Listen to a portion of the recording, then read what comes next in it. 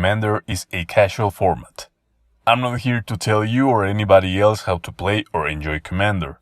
This 3 levels of series aims to show that you can approach the format in different ways, and that there's probably something for everyone to enjoy. The goal of each video is to showcase ideas and tools that you can choose to apply in any way that you want, and perhaps come up with your own ideas for full decks and strategies.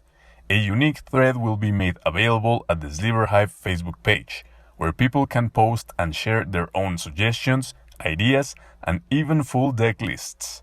Remember, Slivers are always stronger together, and that applies to the Commander community as well. Now, enjoy this episode. Hello my fellow Slivers, and welcome to a new video series here at your Hive. In 3 levels of, we will be exploring how to build one Commander in 3 different ways. Level 1 is Janky or very casual, Level 2 is a bit more focused, and Level 3 is full-on cEDH.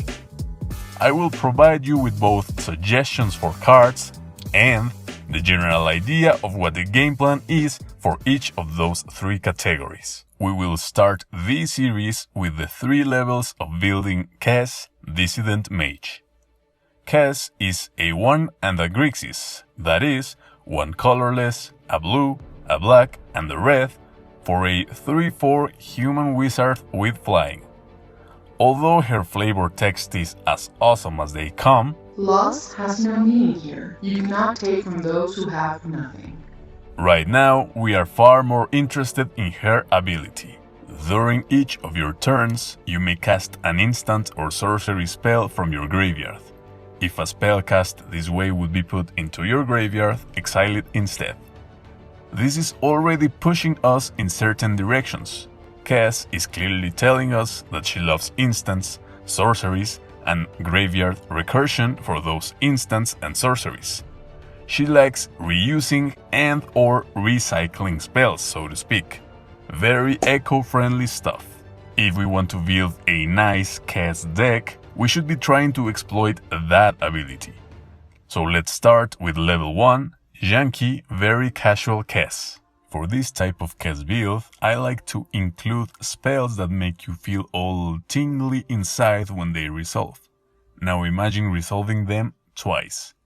So this is going to be like a big spell tribal kind of strategy.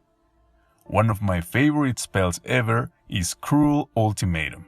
It's so Janky, but it's so sweet, so satisfying. This card is not the greatest in Commander because you have 3 opponents instead of just 1, but Kess alone can help you hit 2 out of those 3 opponents at a regular Commander table. Throw something like Double Cast, Reverberate, or Bonus Round into the mix, and you could hit all opponents in a single turn. If you have enough mana, of course. What about more classic, more heavily played cards like Torment of Hellfire or Exsanguinate? If you have a bunch of mana and no one has an answer, both of these spells end many games on the spot. With Kess on the battlefield, you can first try to end the game from your hand, and if it doesn't work, you can try again later from your graveyard. All of this gets easier to accomplish if you play something like Mana Geyser. To add, I don't know, let's say 10 mana. You use 5 of those 10 mana to play Geyser again from the graveyard with Kess. You add another 10 and then play Torment of Hellfire for 13, 14, 15. That's so Janky but so sexy. Something like Final Parting can even get you both the Mana Geyser and the Torment or Exsanguinate that you need to pull off this janky nonsense. If removal and flexibility are things that you love seeing together, the Decree of Pain can be first cycled away to get rid of small obnoxious little creatures, and should you need to get rid of much bigger threats on later turns of the game, Kess will gladly sacrifice herself and let you cast it from your graveyard, so you can wipe the board and possibly draw a bunch of cards. You know what's better than stealing stuff at a Commander table? Stealing multiple stuff from multiple opponents. Twice with Kess, of course. So maybe you want to include a copy of Blatant Thievery. Or maybe you want to desecrate your opponent's graveyards. If that's the case, you should try running Rise of the Dark Realms. You might have noticed already that we've only mentioned sorceries so far. With Kess, you can only cast a spell again from your graveyard on each of your turns, but that doesn't mean you can't or shouldn't be playing instants. After all, it would be a good idea to protect those janky Geyser Torment or Reverberate Ultimatum combos. So you could still run stuff like Negate, or Dispel, or Sinister Sabotage. With these counter spells, you can stop some of your opponent's spells, and then, when you and Kess are ready to go for the throat of your opponents, you can protect your own finishers by recasting these counter spells from the graveyard if someone tries to stop you. Those are some of the cards and types of strategies that could be considered for a very janky, very casual, fun Kess build. So now, let's move up to level 2, a more focused Kess. Let's say you're ready for something with a little bit more of a kick, something a bit more powerful, a bit more synergistic even.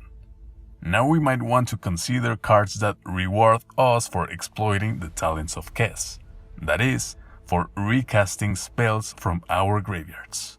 One of my absolute favorites is Secrets of the Dead. Kess gives us the ability to reuse sorceries and instants in our graveyards. Secrets of the Dead is going to draw us cards for doing so. If they are together on the battlefield, that will represent a very nice card advantage engine. What about Area of Flame? This little enchantment looks very innocent at first. I mean, come on, it's even kind enough to give away 10 life to each opponent when it enters the battlefield. Area of Flame seems like a better person than most people, right? Wrong. Let's say you cast something like Vicious Rumors. Everyone discards 1, mills 1, loses 1 life. Arya gets a counter, and you can deal 1 damage to any player or planeswalker. You cast Rumors again from your graveyard thanks to Kess. Everyone discards another card, mills 1 more, loses another life. And now Arya can deal 2 damage to any player or planeswalker. The next time you cast a spell twice thanks to Kess, Arya will deal 3 damage and then 4 damage. Next time it will deal 5 damage and then 6 damage, and so on and so forth. Believe me, damage starts piling up really fast with Arya in play. A less explosive but a bit more consistent option could be Burning Vengeance, and this can hit creatures too. Jace's Sanctum not only makes everything cheaper to play, but since you're mostly casting sorceries and instants anyway, you will also be scrying and doing some serious card selection to keep the engines going and the wheels turning. Another similar effect can be found in Arcane Melee. It costs 1 more and it doesn't let you scry, but man, 2 generic less is quite nice. Especially in Grixis colors that are not the best at ramping or that kind of stuff.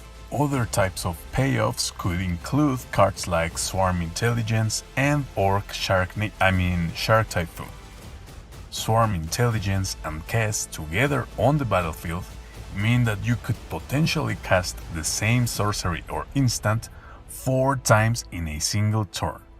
4 times! Shark Typhoonado means that Kess could help you put some extra flying sharks into play. These cards could also be included in the janky funny build, by the way, especially Sharknado. It's a meme, but it's also kinda good, you know, it's weird. And it's sure as hell a lot of fun. More focused decks should strive to be better at generating card advantage. How do we accomplish this kind of thing with Kess? See the Truth is a good example.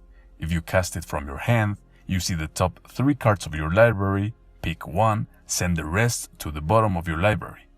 If Kess is in play, however, and you cast this again from your graveyard, now you've seen 6 cards from the top and you've basically drawn 4, for 4 mana. But maybe you needed those cards that were sent to the bottom of your library. Maybe you'd rather have them on the graveyard where you can play them later. That's why Frantic Search is amazing in this build. It can theoretically give you access to up to 4 spells if Kess is on the battlefield. And then you untap 3 lands.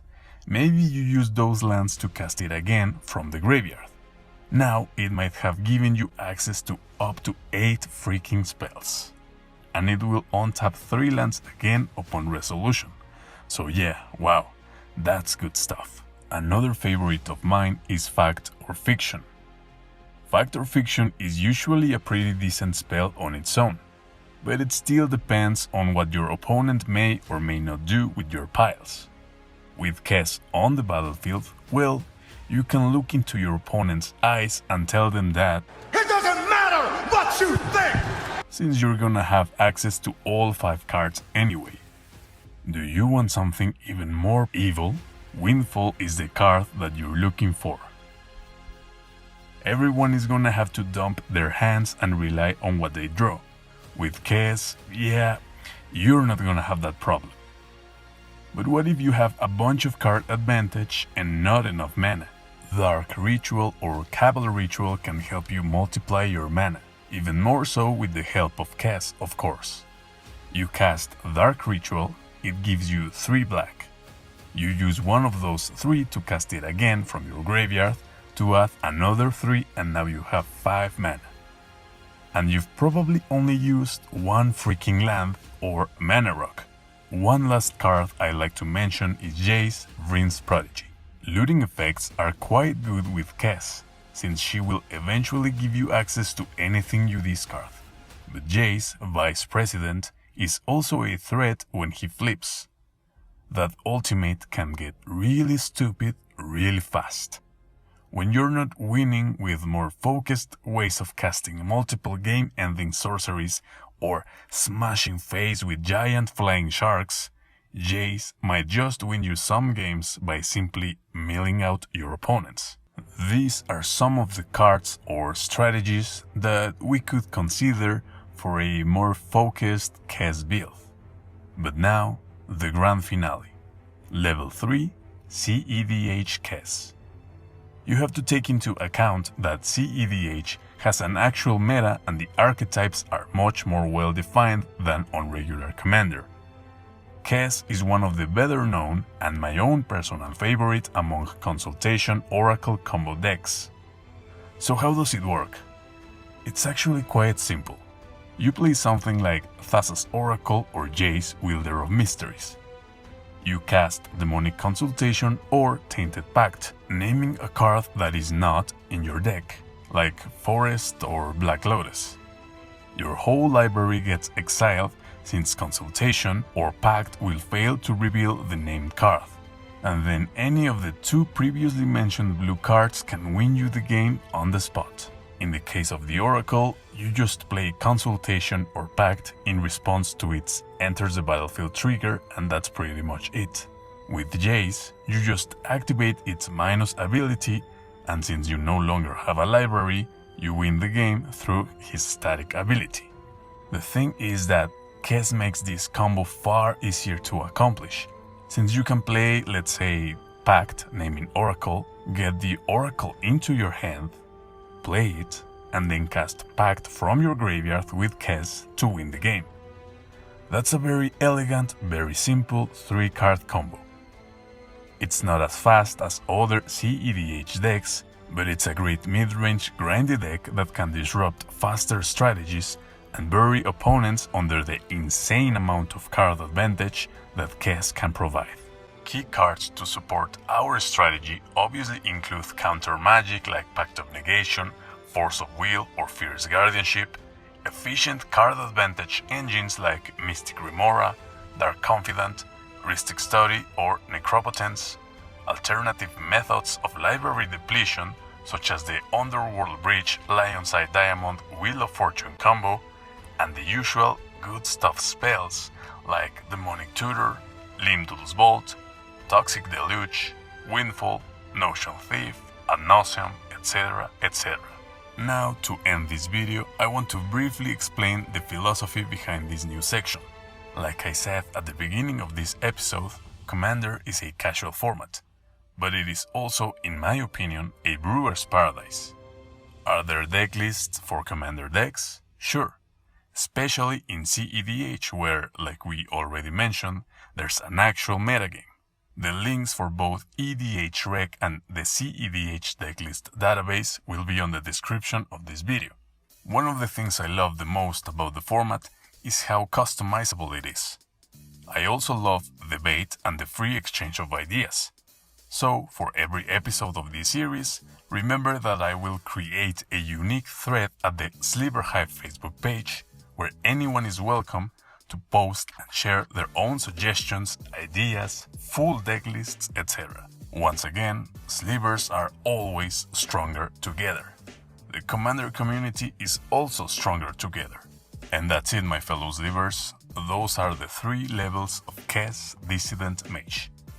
If you like this new section of the channel, please help me out by subscribing if you haven't already, leaving your thumbs up, and especially by sharing this video with all of your friends and Commander buddies. The 3 levels of Keenan Bonder Prodigy and the 3 levels of Saxara the Exemplary are already coming up for the next 2 episodes. If this series turns out to be successful enough, I will of course do many more, for both commanders that I like and commanders that you would like me to cover for this series. Take care, my fellow Slivers. We'll gather again on the next video.